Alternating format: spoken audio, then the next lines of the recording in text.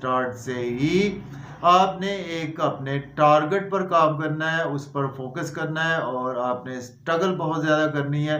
तो जुलाई अगस्त तक आपको बेहद अच्छे नताइज मिलेंगे।